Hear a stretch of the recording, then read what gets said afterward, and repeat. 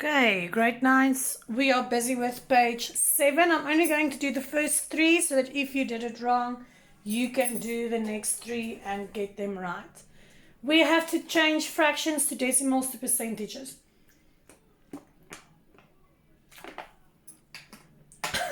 Sorry. Okay. 77 over 100. You guys, this is easy. You can either put it in your calculator and press the SD button, or you can say that because you know it's over 100. Oh, wrong light. Because you know it's over 100, there must be 2 numbers behind the comma, which means that 77 over 100 will be 0.77. And to go to percentage, we always say times 100. So 0.77 times 100 gives you 77%. Okay, 0.44 to a fraction. I can see that there's 2 numbers behind the comma, so it's going to be 44 over 100. But I wrote to you a little note there. Remember that your fractions always has to be in its simplest form, so you can put it over in your calculator and it will give you 11 over 25. This is the one that we will give a mark to. To percentage, we times with 100, so 0.44 times 100 gives you 44%. Okay, you guys, if going to percentage is times 100, what will it be if you go from percentage to decimal? It will be divided by 100. So 46.7 divided by 100 gives you 0.467. How many numbers are behind the comma? 3. So over what is it going to be here? Over 1,000. So 467 over 1,000. Oops. And that is its simplest form, so that is correct. Okay, there you have it. There is question number 5, the first 3. Okay, question number 6. Edgar's math class wrote a test and 5 students got the following marks: 82%, 27%, 95%, 32%, and 60%. Number A, what fraction of the test did each of the students get correct? I'm only going to do 2 students so that you can do the rest of the students. So for number 6A, I'm going to use 82% and I'm going to use the 27%. Okay, so I'm going to do all my questions only for these 2 so that if you got them wrong, you can do the other 3 students on your own. What fraction of the test did each of the student get correct? So he got 82%, which means that he actually got 82 over 100. 82 over 100 in its simplest form gives you 41 over 50. So he got 51 out of 50 correct. 27% will be 27 over 100. And that is its simplest form. It can't go over. So the fraction that he got correct is 27 over 100. Then at number B, they ask, what fraction of the test did each of the students get wrong? So now let's see. You can use this as 100 or you can use this as 50. I'm going to use it as 50 that you can see because I'm going to use this one as 100. So if this person got full marks, he would have gotten 50 over 50, right? But now he got only 41 correct. So minus 41 over 50 gives you 9 over 50 that he has incorrect. So what are we going to do for 27% now? This was the fraction that he got correct. So if he got everything correct, he would have had 100 over 100. Minus what he has correct. So 100 minus 27 gives you 73 over 100 that he has wrong.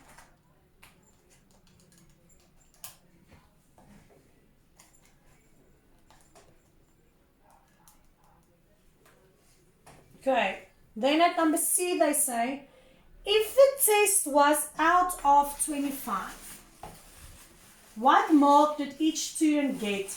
And round off your answer to the nearest whole number. So if we look at number C, this candidate got 82%. And the mark was out of 25. So if he got 82%, is always 82 over 100, or we worked out 41 over 50. So 41 over 50 times 25 over 1, because the test was out of 25. So 41 times 25 equals to 1025 over 50. That means that he got 20 and a half. So it will be 20,5, and they say round off to the nearest whole number. So that means that this guy got 21 out of 25 for his test. Okay, then this guy, 27 over 100 times the 25 that the test counted out of. 27 times 25 gives you 675 over 100, which means that you got 675 over 100, which is 6 3/4.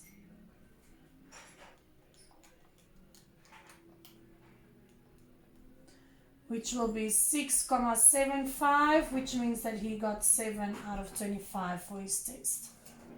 Okay, you guys, please do the other three according to these sums that we did here now. Okay, number 7.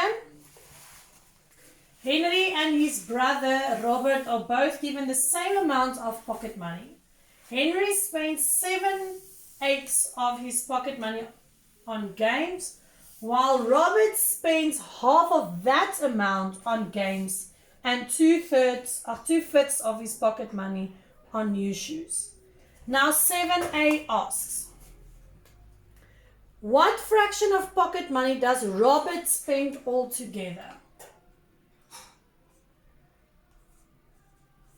So they are saying that Robert spends half of the money that Henry is spending. So Henry is spending 7/8 of his money, and Robert is spending half of that. Half means times. So 7/8 times a half. But he also spends 2/3 on new shoes. 2/5. So plus 2/5. So this will be 7/16 plus 2/5. I can't say over 16 and over 5, add them together. So I'm going to have to times with 5. Times with 16, so it will be 35 over 16 times 5 gives you 80, plus 12 over 80 gives you 47 over 80, and that is in its simplest form. So this is what Robert is spending. Let me just check.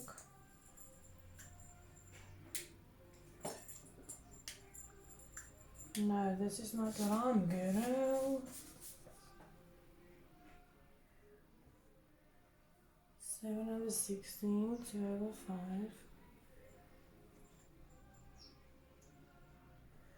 Oh my goodness, this must be times 16, sorry. So this will be 32, which means this will be 67 over 80. Yes. Okay, number B says, sorry, you see how easy it is to make a mistake like that. Number B1 says, if Henry and Robert gets 300 Rand pocket money, find the amount of money that Henry spends on games. Now, Henry spends 7/8 of the 300 Rand. So 7/8 of 300, of means times, so times 300 over 1. So it's going to give you 2,100 over 8, which gives you 262 Rand 50 is what he spends on games. So this is Henry on games. Number 2 then says the total of amount that Robert spends. Now we know that Robert spends 67 over 80 of the 300 Rand. So 67 times 300 gives you 20,100 over 80. Sorry. Which gives you 251 Rand 25 that Robert spends. Then number 3 says, and find how much money the boys have left after if they put the money together. So if we look for Henry, 300 minus 262,50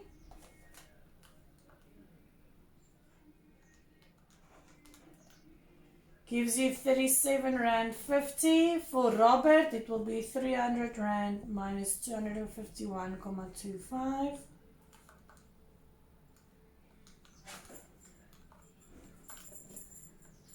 Gives you 48 Rand 75. So in total, it will be 37,50 plus 48,75. So together they have left 86 Rand 25. Okay, there's number 7. And number 8 will be quick.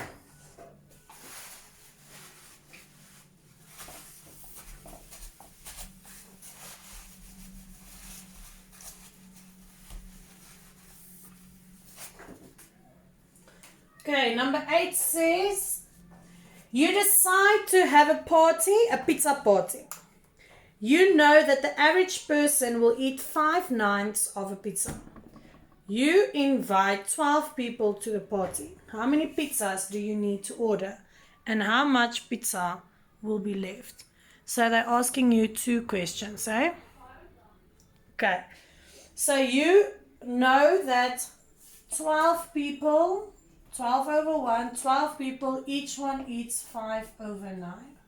So 12 times 5 is 60 over 9. 60 divided by 9 gives you 6 2/3, or 20 over 3, or 6,666666666. Okay.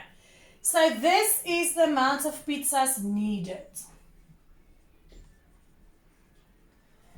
Now, grade 9s, can you phone Roman's Pizza and say, listen, I only want 6 2/3 of a pizza? No, you cannot do that. How many pizzas are you going to have to order? You're going to have to order 7 pizzas. So you can rather have too much than not enough, hey? So therefore, you will have to order 7 pizzas. And how much of these 7 pizzas will be left? There will be 1/3 left, because 1/3 is needed to make that 7. So 1/3 of the pizzas are left. Okay, so I will see you again for page 8.